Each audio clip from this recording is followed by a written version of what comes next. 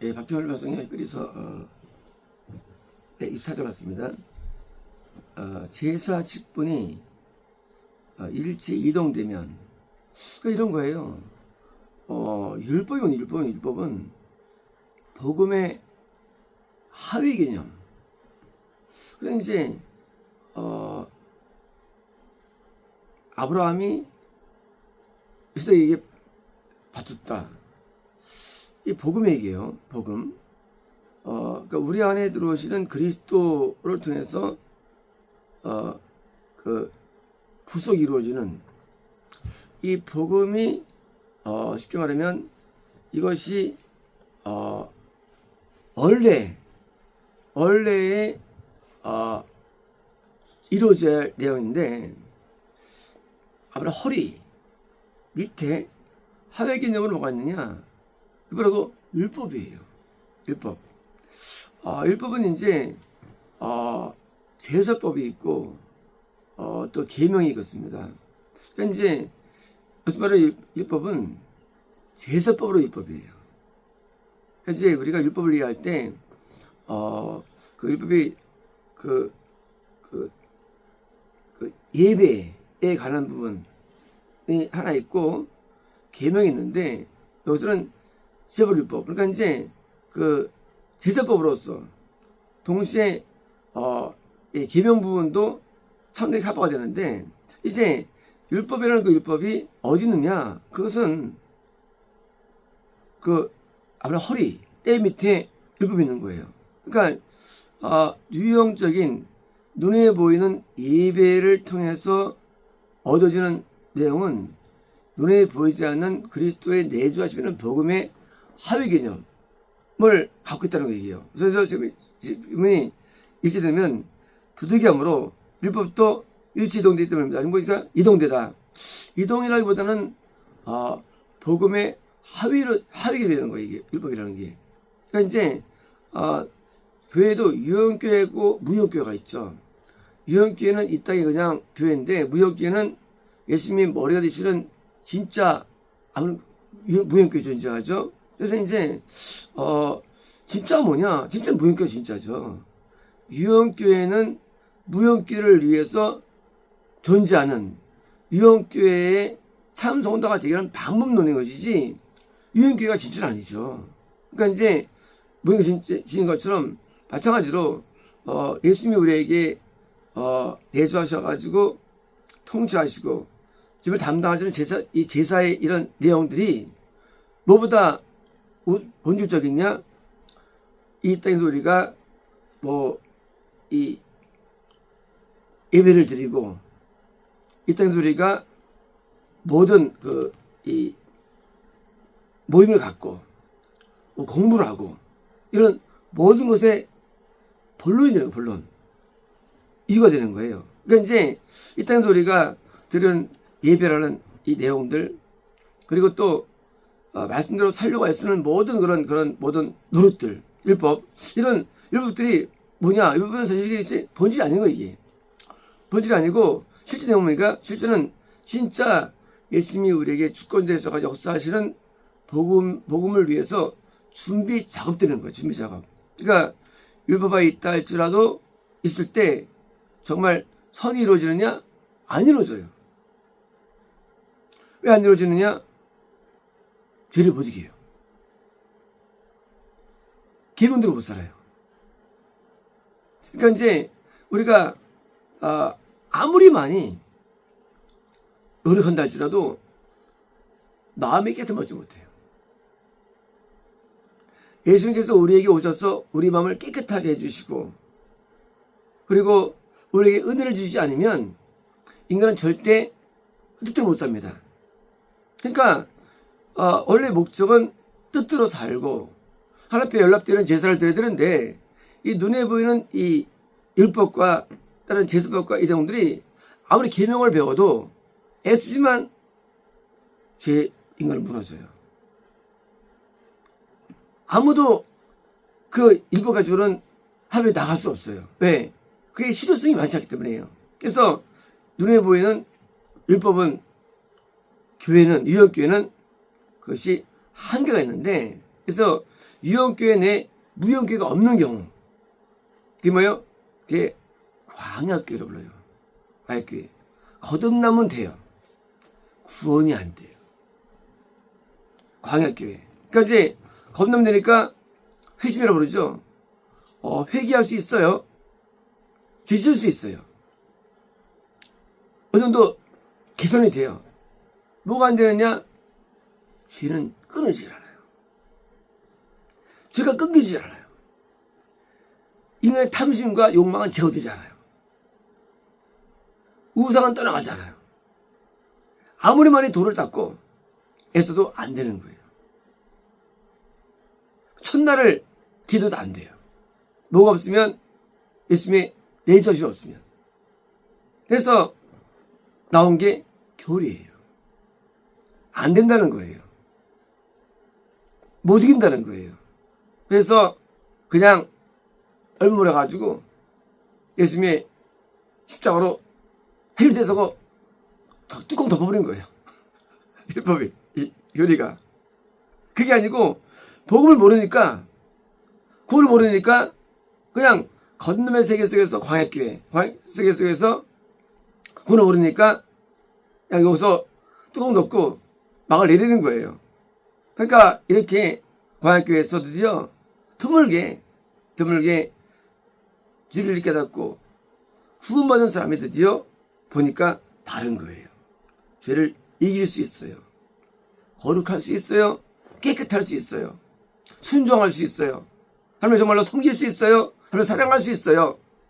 아가페 할 수 있어요. 이런 게 열리는데 이게 어디서 오느냐? 이게 내주의 예수님을 통해서 이루어지는 거예요. 이게 보니까 이게 무형교회 이론이 있는데 모세 때 구원받은 사람이 한 19명 됩니다. 한 19명 정도. 사실은 100명 정도 돼요. 다 이탈 됐었지. 구원이 있긴 있었어요. 모세 때도. 근데 많지 않았죠. 영생은 뭐 10명 이내로 되고요. 뭐예요? 광야교회, 건너면서 율법에서 있는 교회였어요. 율법 밑에 있는 교회며. 그래서 따라하지만 결국은 실패한 내용이에요. 그게 바로 출애굽기 내용입니다. 결국은 실패가 이루어집니다. 민수기. 성공이 이루어지지 않아요. 여러분, 율법이 무효하냐? 그렇지 않아요. 율법을 통과해야 되는 거예요. 그래서 모학 선생. 이 통과가 돼야 돼요. 기초. 우리가 이제 수학도 수위가 있죠. 수일이 참 어려워요. 1학기 때. 와, 중학교 때 올라온 수일은. 근데 수위 보면요. 수일은 산수에 불과해요. 수위에 비하면. 다른 차원이에요. 그런 거예요. 율법이 어렵게 느껴져, 처음에는요. 하지만 이것은 산수에 불과해요. 어디에 비하면? 복음에 비해서. 그러므로 율법은 복음의 하위 개념이에요. 하위 개념. 이제 우리가 눈에 보이는 죄를 싸우고 그것도 어렵게 느껴져요. 근데 복음 속에서는 마음의 죄를 다룹니다. 마음의 죄. 계명도 달라져요. 10계명 산상수. 그 고리가 탐심입니다. 중간 고리가. 이게 마음의 깨끗함을 인간 가질 수 없어요. 봄이 아니면. 그러니까 계명도 살짝 다르고요. 제수도 다르고 예배도 이 율법에서는요. 번제는 오대 인사가 있어요. 물두멍에 예배가 있어요. 그 정도가 아니에요. 이 복음 속에서는 이 등잔 예배가 있어요. 그리고 떡상 예배가 있어요. 향 예배가 있어요. 더 아주 진보된 고급스러운 예배가 존재하는데 눈에 안 보이는 예배예요. 다른 세계가 있는 거예요. 그러니까 이제 하위 여기서 성전이 복음이고 뜰이 율법되는 거예요. 그래서 서로가 다른 게 아니고 서로 하나 돼가지고 완성되는 거예요. 그래서 율법을 펴놓지 않았죠. 완성하러 왔어요. 율법 완성. 이제 뜰의 신앙이 아니라 성전 신앙으로 바뀌는 거예요. 그래서 심지어 시성도 신앙, 영상이 존재하는데 이제 이 율법과 복음은 다른 게 아니에요. 같은 건데 어떤 신앙 단계상 거쳐야 할 통과될 관계가 있는 거예요. 그래서 유언교회 나와서 열심히 봉사하며 섬기며 하나님을 따르다가 아직 구원 못 받았어요.